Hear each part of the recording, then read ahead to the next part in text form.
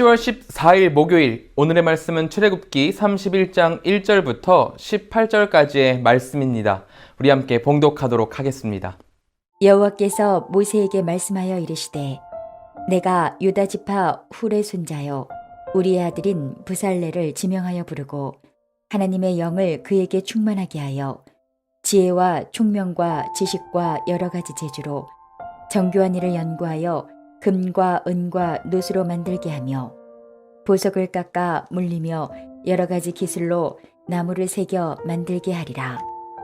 내가 또 단지파 아히사막의 아들 오홀리압을 세워 그와 함께하게 하며 지혜로운 마음이 있는 모든 자에게 내가 지혜를 주어 그들이 내가 내게 명령한 것을 다 만들게 할지니 곧 회막과 증거교와 그 위에 속죄소와 회막의 모든 기구와 상과 그 기구와 순금 등잔대와 그 모든 기구와 분향단과 번제단과 그 모든 기구와 물두멍과 그 받침과 제사직을 행할 때에 입는 정교하게 짠 의복 곧 제사장 아론의 성의와 그의 아들들의 옷과 관유와 성소의 향기로운 향이라. 무릇 내가 내게 명령한 대로 그들이 만들지니라. 여호와께서 모세에게 말씀하여 이르시되 너는 이스라엘 자손에게 말하여 이르기를 너희는 나의 안식일을 지키라. 이는 나와 너희 사이에 너희 대대의 표징이니 나는 너희를 거룩하게 하는 여호와인 줄 너희가 알게 함이라. 너희는 안식일을 지킬지니 이는 너희에게 거룩한 날이 됨이니라. 그날을 더럽히는 자는 모두 죽일지며 그날에 일하는 자는 모두 그 백성 중에서 그 생명이 끊어지리라. 엿새 동안은 일할 것이나 일곱째 날은 큰 안식일이니 여호와께 거룩한 것이라. 안식일에 일하는 자는 누구든지 반드시 죽일지니라. 이같이 이스라엘 자손이 안식일을 지켜서 그것으로 대대로 영원한 언약을 삼을 것이니 이는 나와 이스라엘 자손 사이에 영원한 표징이며 나 여호와가 엿새 동안에 천지를 창조하고 일곱째 날에 일을 마치고 쉬었음이니라 하라.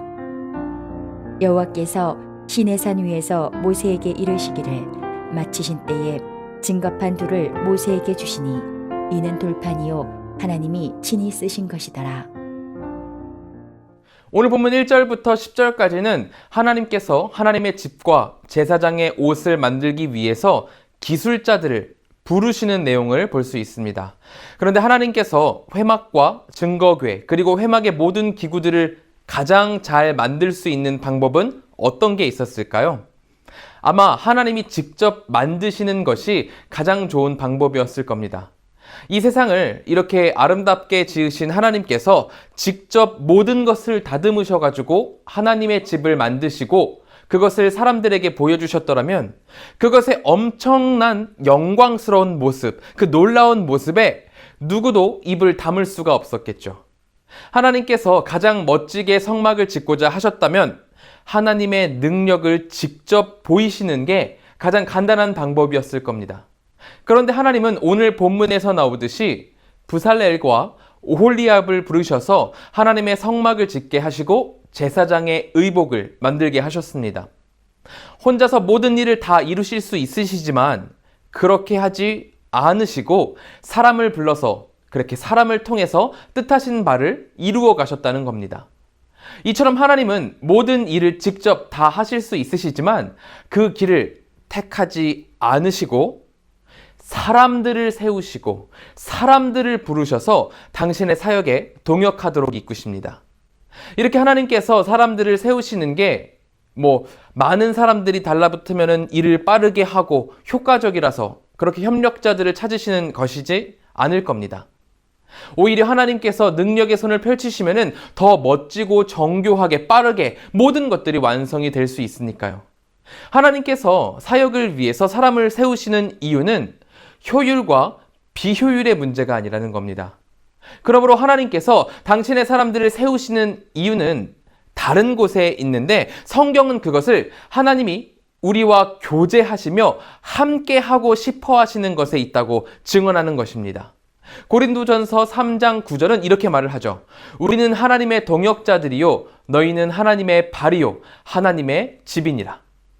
하나님께서는 주님의 일을 진행해 나가실 때 사람을 동역자로 세워서 함께 일을 하시고 그 일 가운데에서 그들과 교제하십니다. 이것은 현대를 살아가고 있는 우리에게도 마찬가지로 계속해서 내려오고 있죠. 현대 기독교 학자들은 지금 우리가 살아가는 이 시대를 이미와 아직의 사이라고 말을 하는데요. 예수께서 이 땅에 오셔서 십자가에서 돌아가심으로 천국의 문을 여셔서 이미 시작된 천국을 우리는 살아가게 되고, 예수께서 약속하신 대로 그 다시 오실 날, 그 날에 하나님의 나라가 완성될 것이다. 그러므로 우리는 아직 완성된 하나님의 나라를 경험하진 못했다라는 의미로 이미 시작되었지만 아직 완성되지 않은 하나님의 나라라고 우리는 그렇게 이야기를 하게 됩니다.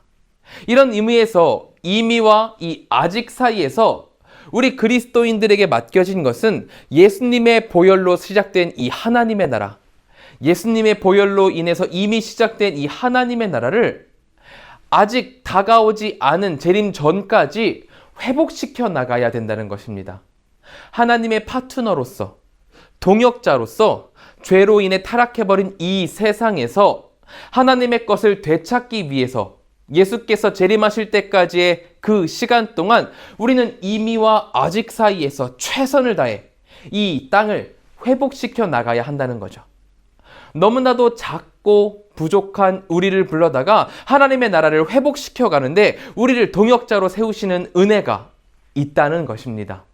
하나님께서 성막을 건설하고 성막의 기물을 만들 기술자들에게 하나님의 영을 충만하게 부으시고 또 지혜를 주시는 것처럼 우리가 동역자로서 하나님의 나라를 세워가는 이 모든 일 가운데에서도 하나님의 영을 부으시고 지혜를 주셔서 하나님의 동역자로서 회복시켜 나아갈 수 있도록 우리를 인도해 가신다는 거죠.